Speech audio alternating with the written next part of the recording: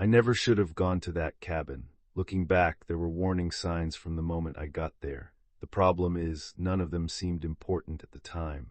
It's only when I replay everything in my head that I realize how many chances I had to leave. The cabin belonged to my cousin, Erin. She'd inherited it from our grandfather a few years earlier, but hardly ever used it. She told me I could stay there for the weekend if I wanted some time away from everything. At the time, that sounded perfect. I'd been stressed for months. Work was exhausting. I'd just ended a long relationship, and I felt like I needed a couple of days where nobody could call me, text me, or expect anything from me. The cabin was about 5 hours from home, deep in the woods. The last 20 minutes of the drive were on an old gravel road that barely looked maintained. By the time I arrived, my car was covered in dust. The place looked exactly like you'd picture an old hunting cabin. 2 stories, a small porch, and surrounded by trees in every direction. There wasn't another house in sight. Before I left, Erin had sent me one last message. Generator switch is on the back porch if you lose power. Firewood is stacked behind the shed, and if you hear strange noises at night, don't freak out. Old cabins make weird sounds. I laughed when I read it. If only she'd stopped there. A few seconds later, another message came through. Seriously though, if you hear knocking from underneath the cabin, ignore it. I stared at my phone for a second before replying. Very funny, she never answered. I figured she'd fallen asleep or lost signal. Inside, the cabin was cleaner than I expected. There was a small kitchen, a living room with a fireplace, and a loft upstairs where the bed was. I unpacked, started a fire, made something to eat, and spent the next couple of hours reading. Everything felt normal, almost. There was one thing I couldn't ignore, the silence. I've spent plenty of time camping before, so I know forests aren't actually quiet. You usually hear birds, insects, branches moving in the wind. Here, nothing. No birds, no crickets, no animals. Just the occasional creak from the cabin itself. I kept telling myself I was imagining it. Around 10 that night, I was sitting in an old chair near the fireplace when I heard it. Knock. I looked toward the front door. Nobody. A few seconds passed, then it came again. Knock. This time I realized it hadn't come from outside. It had come from underneath the floor. I sat perfectly still. Maybe it was a raccoon or a branch rubbing against the foundation. I was halfway through convincing myself of that when it happened again.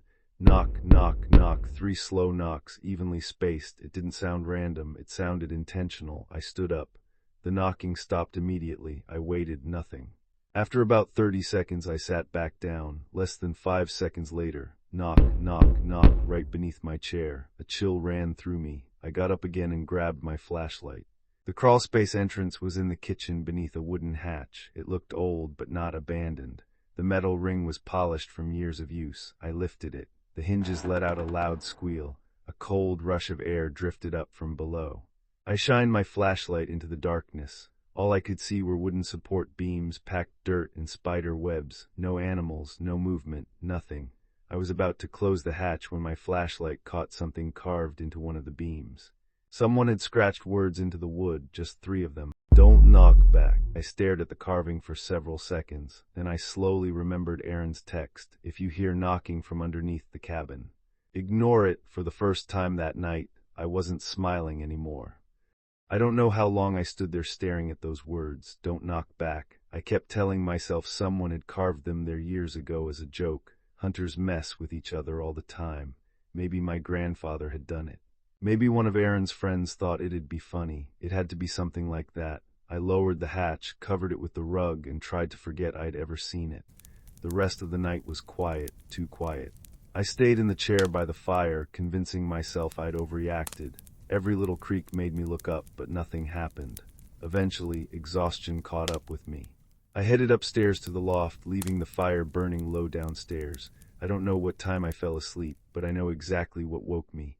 Knock. My eyes snapped open. It came again. Knock, knock, knock, only this time.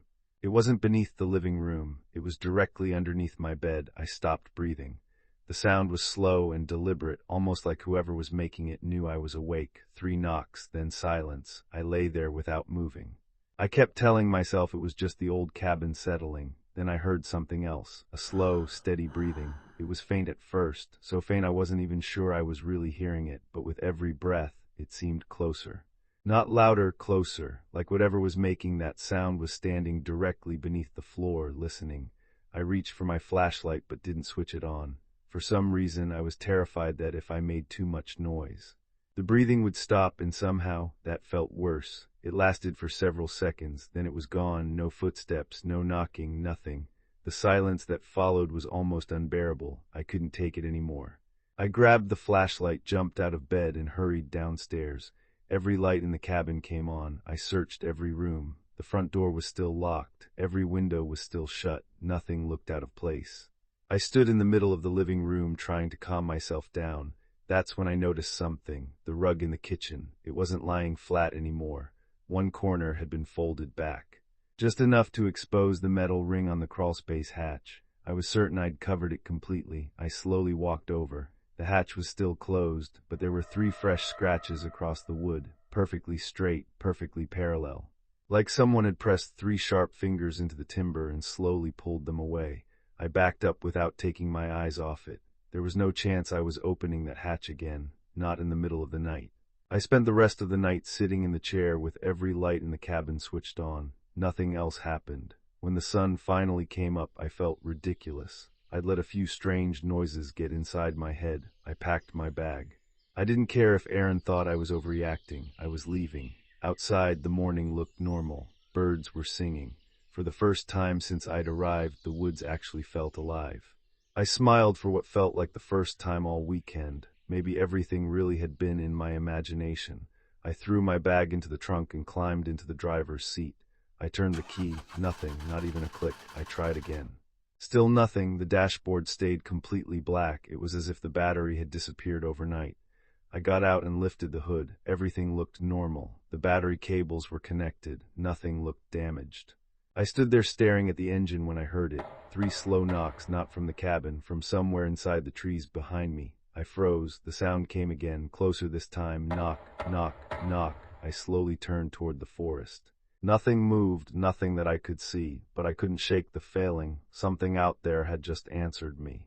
I stood there staring into the trees. Nothing moved, nothing made a sound. I turned back toward my car. Then I heard the slow creak of old wood. I looked over my shoulder. The front door of the cabin was slowly swinging open. I knew I'd closed it. A few seconds passed. Then, knock, knock, knock. This time it came from inside the cabin. I wish I could tell you I got in my car and drove away. Instead, I walked back. The living room looked untouched. The fire had gone out. Everything was exactly as I'd left it until I reached the kitchen. The rug had been pulled away. The crawlspace hatch was open. Only darkness waited below. I stepped closer. That's when I noticed something. 3 fresh marks had been carved into the wooden floor beside the opening. Not words, just 3 short lines, like someone had scored the wood with a knife. I took another step back. My elbow hit the kitchen table. The flashlight I'd left there rolled off the edge. Knock, it hit the floor. Knock, it bounced. Knock, then everything stopped. The silence was so complete it made my ears ring. A second later, the floor beneath me lifted, only slightly, but enough for me to feel something pressing upward from underneath. Then came a slow footstep. Another, closer. The beams beneath the floor groaned under the weight of something moving through the crawlspace. I ran. I didn't stop to look back. I threw myself into the car, turned the key, and this time the engine started immediately. I drove until the cabin disappeared behind the trees. Almost an hour later, I stopped at a small gas station. The woman behind the counter asked where I'd come from. When I mentioned the cabin, she went completely silent. After a few seconds, she looked at me and asked, "You didn't answer it, did you?" I frowned.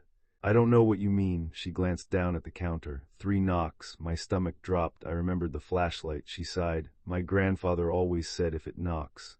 She hesitated. "Don't answer." I never told her what had happened inside that cabin. A week later, while unpacking my backpack, I found a strip of old leather tucked between my clothes. Burned into it was the same strange symbol I'd seen beneath the cabin. A person bent backward over a ring of thorns. I threw it in the bin. The next morning, it was lying on my bedside table. I've stopped trying to get rid of it, because every time I do, it comes back, and every night, just after I turn off the lights, I hear 3 slow knocks from somewhere beneath my bed.